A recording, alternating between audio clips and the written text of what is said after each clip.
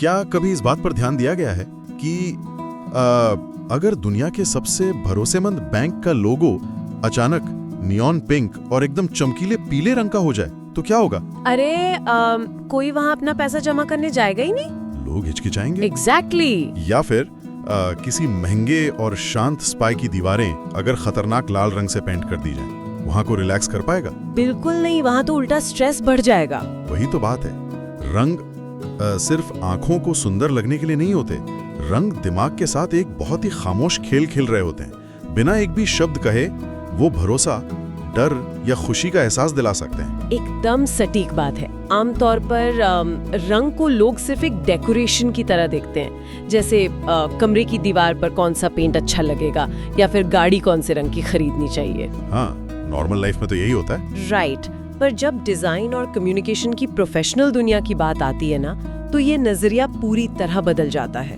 वहाँ रंग एक बहुत ही पावरफुल स्ट्रैटेजिक टूल बन जाते हैं। मतलब एक तरह की साइकोलॉजी। बिल्कुल, इसे एक मनोविज्ञान की तरह ही समझना चाहिए। ये एक ऐसी भाषा है जिसका असर सीधे इंसान के सबकॉन्शियस पर होता है। और यही हमारी इस आज की गहरी चर्चा का मुख्य विषय भी है। हमारे पास एक बेहद दिलचस्प सोर्स मटेरियल है, एक ग्राफिक स्टाइल मैनुअल का chapter 5, rules for working with colour. हाँ, इस चैप्टर ने सच में रंगों को देखने का पूरा नजरिया ही बदल कर रख दिया है। सही कहा। इस चर्चा का मुख्य उद्देश्य यही समझना है कि डिजाइन में रंग किस तरह स्ट्रिक्ट नियमों, ठोस योजना और कम्युनिकेशन पर आधारित होते हैं। चलिए इसको थोड़ा विस्तार से समझते हैं। सबसे पहला कदम आखिर होता क्या है? एक ब्लैंक कैनवस पर काम शुरू कैसे किया जाता है? यहाँ सबसे दिलचस्प बात यह है कि कोई भी समझदार डिजाइनर सीधे ब्रश या कलर पैलेट नहीं उठाता। तो पहले क्या होता है? सबसे पहले एक सवाल उठता है कि इस प्रोजेक्ट का लक्ष्य क्या है, यानी वर्क फ्रॉम गोल्स। क्या ये डिजाइन सिर्फ कुछ बेसिक इन्फॉर्मेशन देने के लिए बनाया जा रहा है, या शायद कोई खास मूड या माहौल क्रिएट करने के लिए? एग्जैक्टली। या फिर इसका काम किसी को किसी चीज के लिए मनाना है, मतलब परसुएड करना है। इसके साथ ही ये समझना बेहद जरूरी है कि डिजाइन को देखने वाली ऑडियंस कौन है। हाँ, ऑडियंस तो सबसे जरूरी है। एक छोटे बच्चे के खिलौने का बॉक्स और एक कैंसर हॉस्पिटल के ब्रोशर के रंग किसी भी हालत में एक जैसे नहीं हो सकते। बिल्कुल सही। तो इसका मतलब है कि कैनवस पर पहला रंग लगने से पहले फाउंडेशन तय करना सबसे पहला नियम है। राइट। और डिजाइन का मैसेज क्या मांग रहा है, उस आधार पर अगला नियम लागू होता है, जो है अप्लाई थियरी। हाँ, मतलब क्या डिजाइन को बोल्ड होकर शोर मचाना चाहिए या शांत रहकर अपना काम करना चाहिए। और मैनुअल इस बात पर बहुत जोर देता है कि हर रंग के पीछे एक ठोस कारण होना चाहिए। खासकर सांस्कृतिक मान्यताओं यानी कल्चरल कॉनोटेशंस का बड़ा ध्यान रखना पड़ता है। एकदम। इन बातों को प्रैक्टिकली समझने के लिए सोर्स मटेरियल में दिया गया बॉब विल्किंसन का उदाहरण बहुत प्रभावी है। बॉब विल्किंसन, उन्होंने क्या डिजाइन किया था? उन्होंने अबुजा नाइजीरिया में वॉलंटियर्स के लिए पोस्टर्स की एक पूरी सीरीज डिजाइन की थी। अब जब बात एक सीरीज की आती है तो सभी पोस्टर्स को एक साथ जोड़े रखना एक बड़ा चैलेंज होता है। हाँ, ताकि लोग कंफ्यूज ना हो जाएं कि अलग-अलग कैंपेन्स हैं। एग्जैक्टली। तो विल्किंसन ने क्या किया, उन्होंने पोस्टर्स की इस पूरी सीरीज को एक साथ बांधने के लिए एक जैसी कलर वैल्यूज और टाइपोग्राफी का बहुत ही सटीक उपयोग किया। यहाँ थोड़ा रुकते हैं। ये कलर वैल्यूज अचानक से एक टेक्निकल टर्म आ गया, इसे थोड़ा आसान भाषा में कैसे समझाया जाएगा? इसे ऐसे समझ सकते हैं कि कलर वैल्यू का मतलब है किसी भी रंग का हल्का या गहरा होना। जैसे एक डार्क ब्लू और एक पाउडर ब्लू। बिल्कुल, दोनों नीले रंग हैं पर उनकी वैल्यू अलग अलग है। विल्किंसन ने अपनी सीरीज में इन वैल्यूज को लगातार एक जैसा रखा। अतः जिससे देखने वाले को दूर से ही तुरंत समझ आ जाता है कि चाहे पोस्टर का मैसेज कुछ भी हो, ये सभी एक ही मेन कैंपेन का हिस्सा है। हाँ, ये कंसिस्टेंसी का एक बेहतरीन उदाहरण है।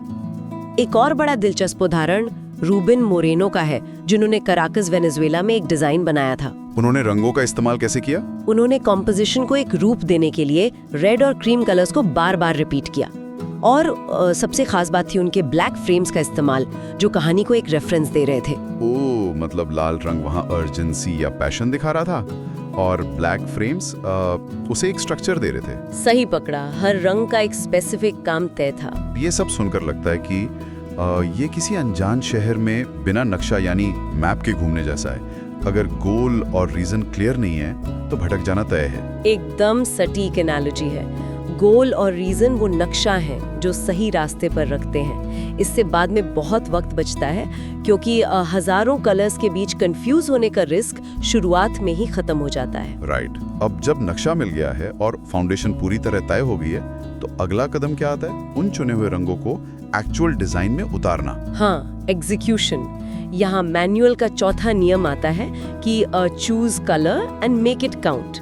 यहाँ इस बात का पूरा ध्यान रखना पड़ता है कि हर चुना हुआ रंग अपना पूरा असर डाले। और ये असरदार बनाते कैसे हैं? इसे मैनेज करने के लिए डोमिनेंट, सब डोमिनेंट और एक्सेंट कलर्स तय किए जाते हैं। यहाँ फिर से थोड़ा डिजाइन की भाषा आ गई। डोमिनेंट, सब डोमिनेंट और एक्सेंट कलर्स, इन्हें कैसे अलग किया जाए? इसको एक क्लासिक 3-piece सूट की तरह समझना सबसे आसान है। डोमिनेंट कलर वो मेन सूट है जो सबसे ज्यादा जगह लेता है और पूरे लुक का बेस सेट करता है। अच्छा, और सब डोमिनेंट? सब डोमिनेंट कलर वो शर्ट है जो सूट को सपोर्ट करती है, उसके साथ मैच करती है, पर उस पर हावी होने की कोशिश नहीं करती। समझ गया। और फिर एक्सेंट कलर वो ब्राइट टाई या पॉकेट स्क्वायर हो गया? एग्जैक्टली, जो भले ही बहुत छोटी सी जगह घेर रहा हो, पर किसी की भी नजर सबसे पहले उसी पर जाती है। एक बेहतरीन डिजाइन में भी यही आपस की हिरार्की काम करती है, जिसे देखने वाले का दिमाग इजीली प्रोसेस कर पाता है कि पहले ध्यान कहाँ देना है। बिल्कुल। क्या बात है। सूट और टाई के इस उदाहरण ने इस कॉम्प्लेक्स कंसेप्ट को बिल्कुल शीशे की तरह साफ कर दिया। लेकिन यहाँ एक छोटा सा डाउट आता है। कैसा डाउट? अक्सर लोग सोचते हैं कि ज्यादा रंग डालने का मतलब है ज्यादा सुंदर डिजाइन, पर इस मैनुअल में बार बार पैलेट को लिमिट करने और व्हाइट स्पेस को मेंटेन करने पर इतना जोर क्यों दिया गया है? खाली जगह को तो आमतौर पर अधूरा या वेस्ट माना जाता है ना? यही तो सबसे बड़ा मिथ है जिसे डिजाइन की दुनिया में तोड़ा जाता है।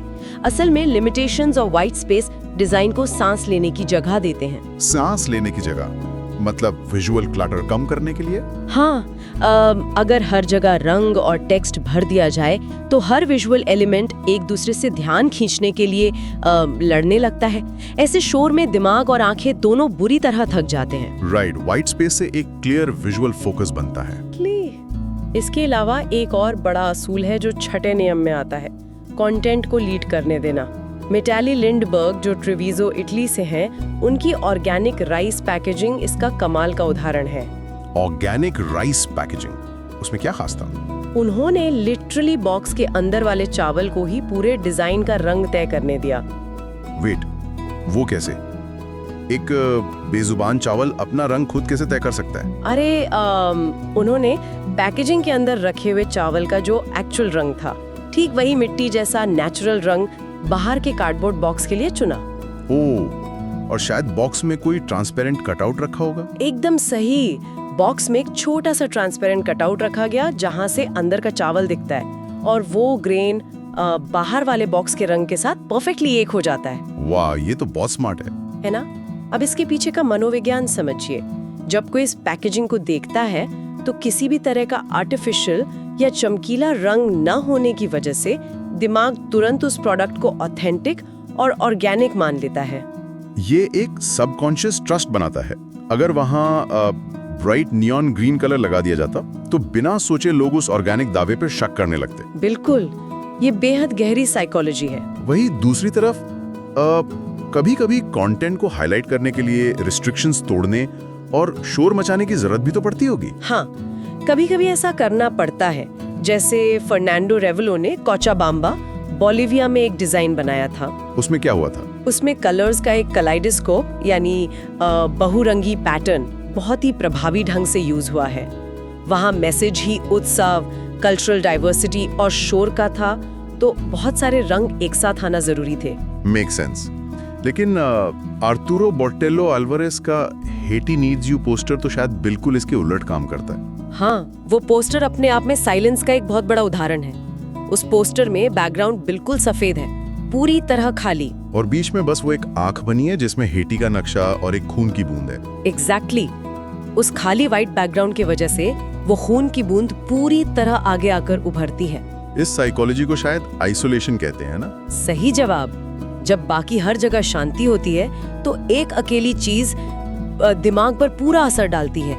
दर्शक का ध्यान भटकता नहीं, वो ठीक वही देखता है जहाँ डिजाइनर दिखाना चाहता है। और इस तरह के परफेक्शन के लिए मैनुअल कहता है कि डिजाइन को मल्टीपल इटरेशंस यानी बार बार टेस्ट और रिवाइज करना पड़ता है। हाँ, रूल 7 और 8 यही कहते हैं कि असेस करो और एडजस्ट करो। जैसे देयर डिजाइन स्टूडियो ने सरी हिल ऑस्ट्रेलिया में VIP टूर ब्लैकमॉस कैंपस के लिए किया। उन्होंने क्या किया था? उन्होंने कलर का इस्तेमाल सिर्फ एस्थेटिक के लिए नहीं बल्कि जगहों को ऑर्गेनाइज करने के लिए किया, जिससे कैंपस में आने वालों का पूरा ब्रांड एक्सपीरियंस बिना किसी रुकावट के सीमलेस बन गया। सुनने में ये सब कितना परफेक्ट लगता है ना। एक चमकती हुई computer screen, perfectly balanced colours, साफ सुथरी थ्योरी। लगता तो है, पर असल जिंदगी और खासकर डिजाइन की फिजिकल दुनिया इतनी परफेक्ट थोड़ी होती है। स्क्रीन पर जो एक मास्टरपीस लग रहा है, क्या वो रियल वर्ल्ड में आते ही एक बुरी गलती बन सकता है? यही तो मैनुअल का अगला सबसे बड़ा रियलिटी चेक है, इंटेंडेड मीडिया, यानी जहां वो डिजाइन आखिर में प्रिंट या डिस्प्ले होने वाला है, उसका फिजिकल ध्यान रखना सबसे बड़ी चुनौती होती है। बिल्कुल, क्योंकि प्रिंट डिजाइन और डिजिटल डिजाइन में तो वैसे भी जमीन आसमान का अंतर होता है। एक स्क्रीन खुद रोशनी फेंकती है और कलर्स को चमका देती है, जबकि फिजिकल पेपर रोशनी एब्सॉर्ब करता है और रंग थोड़े अलग बिहेव करते हैं। मैनुअल में इस कॉन्टेक्स्ट में पेपर चॉइसेस का जिक्र है, जैसे कोटेड और अनकोटेड पेपर। हाँ, और एनवायरमेंटल डिजाइन के केस में सबस्ट्रेट्स जैसी टर्म्स भी आती हैं। ये एलिमेंट्स फिजिकल आउटपुट को कैसे बदलते हैं, थोड़ा इस पर रोशनी डालिए। गौर करने वाली बात यह है कि अगर एक डिजाइन को किसी महंगी ग्लॉसी मैगजीन में छपना है तो वो कोटेड पेपर हुआ।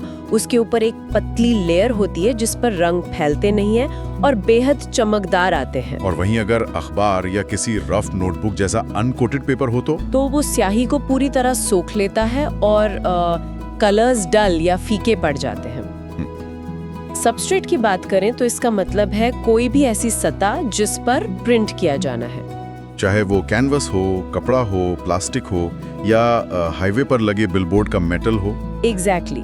अब हाईवे के उस बिलबोर्ड पर धूप और बारिश का पूरा असर होता है और डिजिटल में डिवाइस वेरिएशंस को भी नजरअंदाज नहीं किया जा सकता। हाँ, मतलब एक नए महंगे फोन पर जो हरा रंग एकदम वाइब्रेंट दिख रहा है, वो किसी पुराने लैपटॉप मॉनिटर पर बिल्कुल मरा हुआ दिख सकता है। सही कहा। इसका सीधा सा मतलब ये निकलता है कि डिजाइन की असली परीक्षा किसी बंद कमरे में नहीं बल्कि बाहर की रोशनी और मटेरियल्स पर होती है। और इस सफर में गलतियां होना बहुत आम बात है, इसलिए मैनुअल का 10वां नियम कहता है कि सफलता और असफलता दोनों का रिकॉर्ड रखो। ये बहुत जरूरी आदत है। ये तो किसी बड़े रेस्टोरेंट के हेड शेफ जैसा काम लगता है। जो शेफ नई डिश बनाता है वो सिर्फ परफेक्ट रेसिपी ही नहीं लिखता, बल्कि वो रेसिपी भी अपनी डायरी में लिख कर रखता है जिसमें नमक ज्यादा हो गया था। अरे वाह, ये शेफ वाली एनालॉजी तो कॉन्सेप्ट को पूरी तरह क्लैरिफाई कर देती है ताकि अगली बार वही गलती ना दोहराई जाए। हाँ, जो कलर पैलेट एक प्रिंट मटेरियल पर फेल हो गया और बुरी तरह फीका पड़ गया, वो रद्दी नहीं है। शायद कल वो किसी ब्राइट डिजिटल ऐप के लिए बिल्कुल परफेक्ट मैच बन जाए। बिल्कुल। रिकॉर्ड्स रखने से एक डिजाइनर की खुद की लाइब्रेरी बन जाती है। पर यहाँ मैनुअल की शांति भरी थ्योरी में अचानक एक नया ट्विस्ट आता है। ट्विस्ट? कैसा ट्विस्ट? अब तक हमने स्ट्रिक्ट प्लानिंग, रिस्ट्रिक्शंस, बैलेंस और रियलिटी चेक्स की बात की, लेकिन मैनुअल आगे बढ़कर सिखाता है कि कभी-कभी एनीथिंग गोज एटीट्यूड भी बहुत जरूरी होता है। ये सुनने में थोड़ा विरोधाभासी नहीं लग रहा? पहले रूल्स बनाओ, पूरी प्लानिंग करो और फिर खुद उनको तोड़ दो। ऐसा कब और क्यों किया जा सकता है? कुछ सिचुएशंस ऐसी होती हैं जहां मार्केट में शोर और भीड़ इतनी ज्यादा होती है कि एक बहुत ही सेफ, बैलेंस्ड और नियमाबद्ध डिजाइन वहां लोगों के नजर में ही नहीं आएगा। अच्छा, वहाँ अनयूजुअल, अजीब और रिस्की कलर चॉइसेस ही मैसेज को स्टैंड आउट करने में मदद करती हैं। एग्जैक्टली। अगर थोड़ा एक्सपेरिमेंट करने का समय और आजादी हो तो ऐसे रूल ब्रेकिंग पैलेट्स बहुत ही असरदार साबित होते हैं। इस रूल ब्रेकिंग का सबसे बेहतरीन उदाहरण मार्टिजन ऑस्ट्रा का डिजाइन लगता है, जो एम्स्टर्डम से हैं। उनके एक डिजाइन को डिजिटल हेलुसिनेशन कहा गया है। ओह हाँ, उस डिजाइन का बैकग्राउंड इतना क्योटिकली कलरफुल है कि एक बेसिक कलर थ्योरी के हिसाब से इसे पहली बार में रिजेक्ट कर देना चाहिए था। ऐसे अजीब रंग जो एक साथ क्लैश करते हैं और दिमाग को कंफ्यूज करते हैं। अब ऐसे शोर भरे बैकग्राउंड पर टेक्स्ट पढ़ना तो किसी के लिए भी नामुमकिन था। तो वहाँ उन्होंने क्या सोल्यूशन निकाला?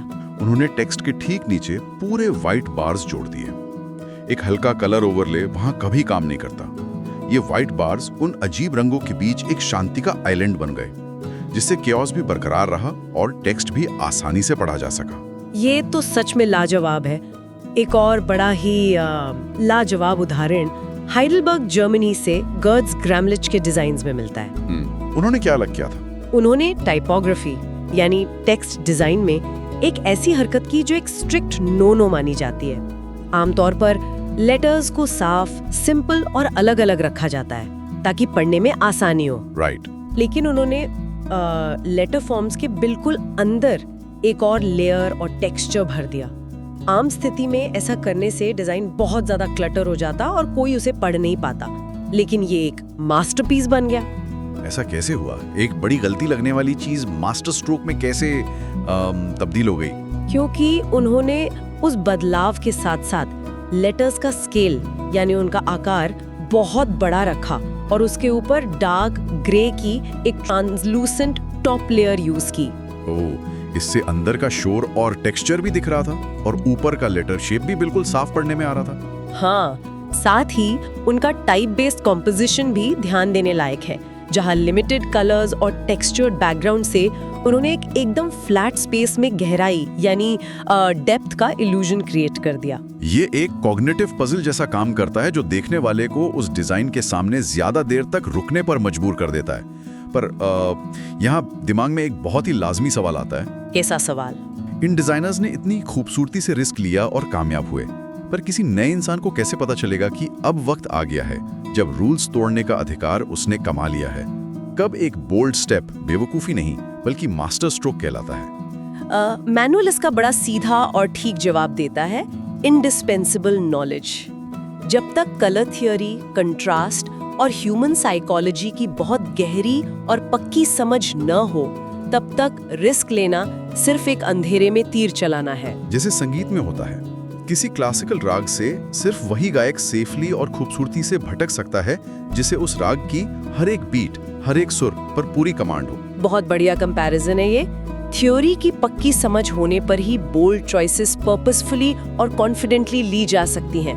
तब वो देखने वाले को कोई भटकाव या गलती नहीं लगती, बल्कि एक डिलिब्रेट, सोची समझी आर्टिस्टिक चॉइस लगती है। और इन तमाम रूल्स, साइकोलॉजी और बोल्ड आर्टिस्टिक चॉइसेस के बाद किसी भी प्रोफेशनल डिजाइन की सबसे आखिरी और कठिन परीक्षा तब होती है जब उसे किसी इंसान के सामने मंजूरी के लिए पेश किया जाता है, खासकर जब वो इंसान क्लाइंट हो। बिल्कुल। दुनिया का सबसे carefully calculated, masterfully balanced design भी तब तक धरा का धरा रह जाता है जब तक उसे बनाने वाला उस पर अपनी मोहर ना लगाए। सही बात है। इस मैनुअल का अगला हिस्सा इसी ह्यूमन एलिमेंट को डेडिकेट किया गया है। यहाँ एक बड़ा जरूरी सवाल उठता है कि क्लाइंट्स आखिर बिहेव कैसे करते हैं। हाँ, क्योंकि क्लाइंट्स तो डिजाइनर्स नहीं होते ना। एग्जैक्टली। डिजाइनर्स को समझना पड़ता है कि जिन लोगों के लिए वो काम कर रहे हैं वो ज्यादातर विजुअल लर्नर्स नहीं होते। उनका दिमाग टेक्निकल डिजाइन पैरामीटर्स पर काम नहीं करता।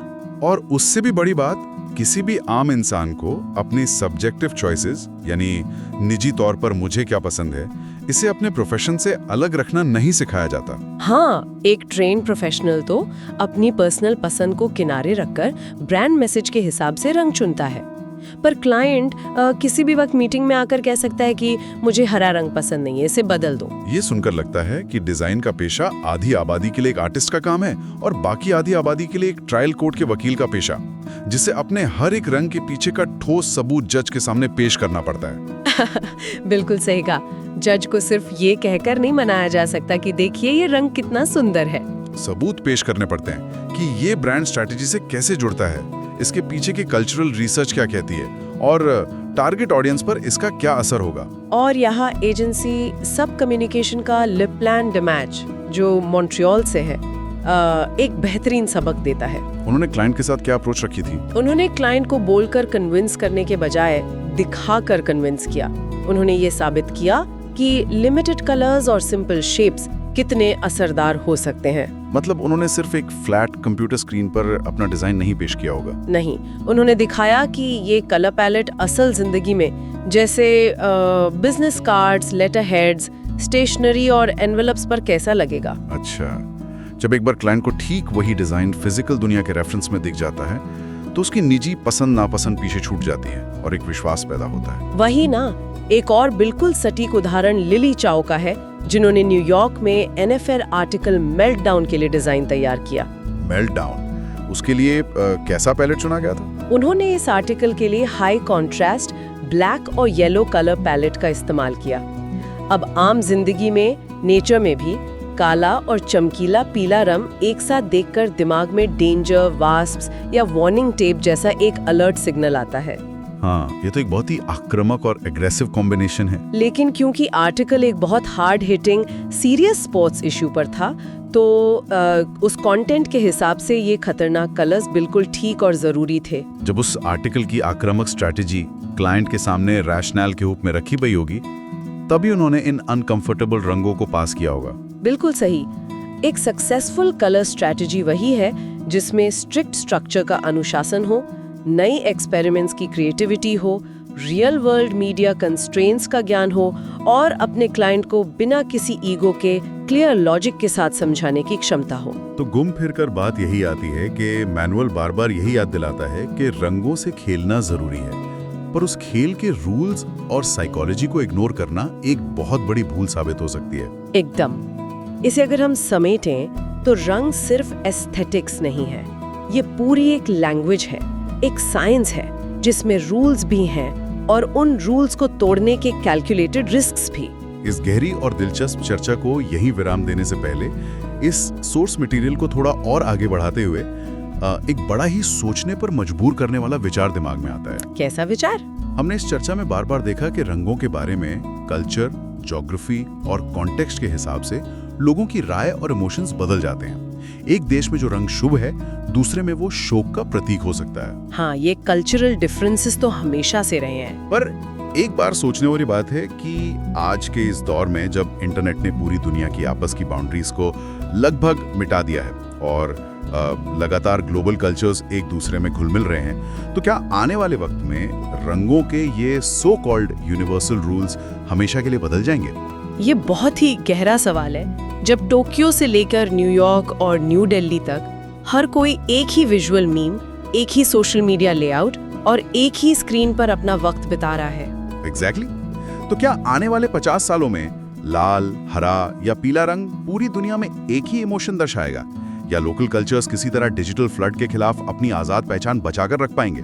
ये वाकई में एक ऐसी चीज है जिस पर डिजाइनर्स और साइकोलॉजिस्ट्स आगे चलकर बहुत नई खोजबीन कर सकते हैं। ये डिजाइन की दुनिया का एक ऐसा रास्ता है जो और भी कई सवालों को जन्म देता है।